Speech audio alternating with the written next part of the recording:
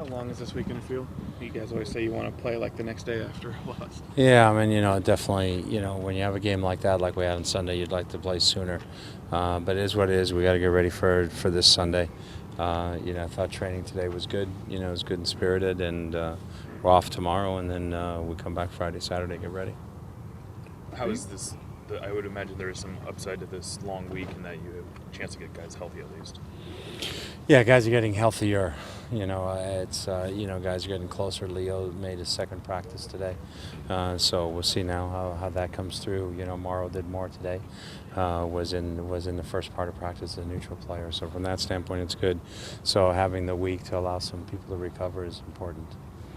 Are you sort of more concerned about your team's ability to get 3 goals against the Galaxy or to hold them to 0? Well, we got to do both.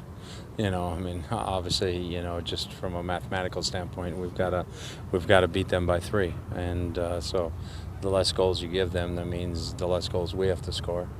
But if we have to score a minimum of 3, we don't want to give any up. So then, if we score more than 3, it puts us in a good position. And if we give some up, then we got to score more just to stay in the same position. So, from our standpoint, you can't score unless you have the ball. So recovering the ball is really important. They're a team that's a good counter-attacking team, so we have to be aware of that and make sure we don't get caught on the counter, and at the same token that we can maintain pressure and score goals. Do you think they're the best offense you guys have faced?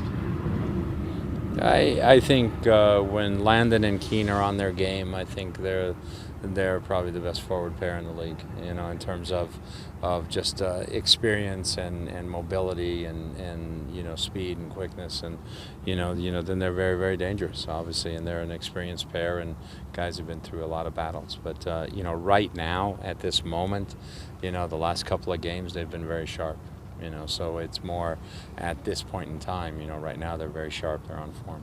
Obviously, chemistry has a lot to do with that. But you've got guys who are as talented as those two, and is it just a matter of them performing up to their level?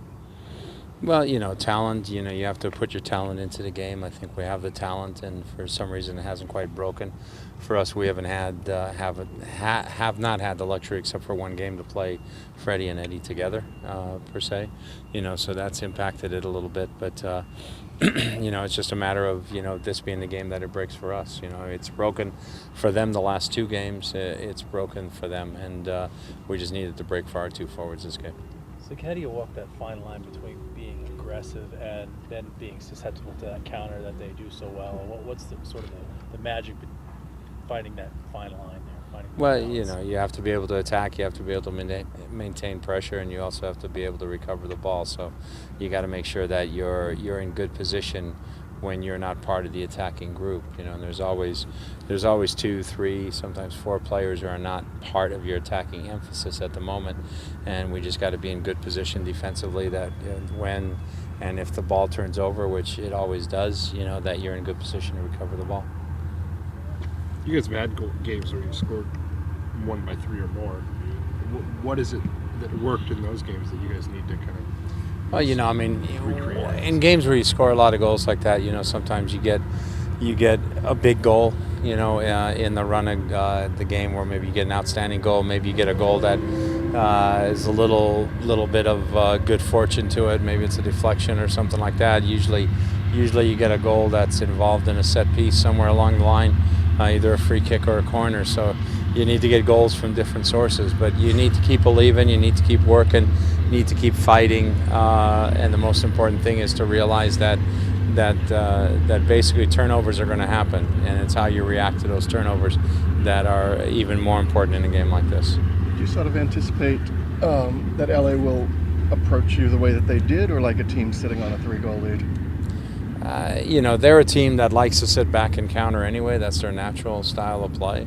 And if you look at the first game, and you look at the goals that we took, they're really, especially the last 2, were really goals off the counter. And so us having to force the issue plays into their hands a little bit, allows them to use that strength. So we got to make sure that we're not susceptible to the counter the way that we were the last game, and that we do a better job in taking our possession and making it goal dangerous, which we did. In the 3 games we had played LA previously, we had created good chances in each game, and the last game we didn't. So we got to get back to creating good chances. You said that you don't need to score 3 goals in 5 minutes. Is there a certain point in the game where you need the first one? Yeah, I was talking to Adam about this. Adam was with Sweden when they were losing 4-0 with 35 minutes to go, and they ended up tying 4-4. So, Galaxy scored 2 goals in 3 minutes. It's possible to score 3 goals in the last 5 minutes of the game. Obviously, in the ideal scenario, you want to get a goal early. You want to get a goal in the first third of the game at least, and then try and get one again, and then really be able to push for it in the second half. But that's the ideal scenario, but that doesn't always happen for you. So it's just a matter of, the important thing is, like I said, not to go out there and panic and say, oh geez, if we don't get a goal in the first 15-20 minutes of the game, then it's all over, or you open yourself up and you expose yourself. It's important that, if you're creating chances, what's important in the first 15-20 minutes is that we're possessing the ball, creating chances, carrying the game forward. And if we're doing that, then if the goal comes, fantastic. If the goal doesn't come, we got to keep plugging away. You give Adam the floor for a little bit? You give Adam the floor for a little bit with the team? No, because it was against Germany, so I wouldn't let him talk. Did you get a chance to watch USA this morning? Bits and pieces. Fortunately, I had to do this thing called work and get a video ready and stuff like that. So, in fact, I only saw the 1-0. I haven't seen the last 3 goals. On the tactics, have you thought of throwing up a third striker or making a more aggressive midfielder, since you gotta score a lot of goals?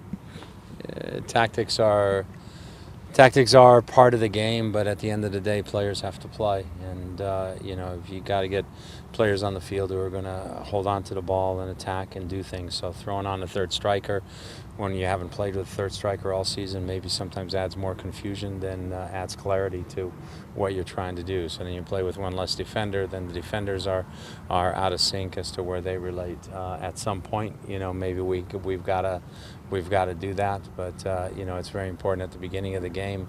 We're a team that's shown that we can score goals during the season, and for some reason they've dried up a little bit for us right now, and we need to play the way we can play in the formation that we're comfortable with and score goals. They asked me to do an ad, and I thought, cool. They want me because I play for the Seattle Sounders. Then I find out it's because my wife told them I'm a good dad. Even better. For me, being a good father is much more important than soccer. So here's my message.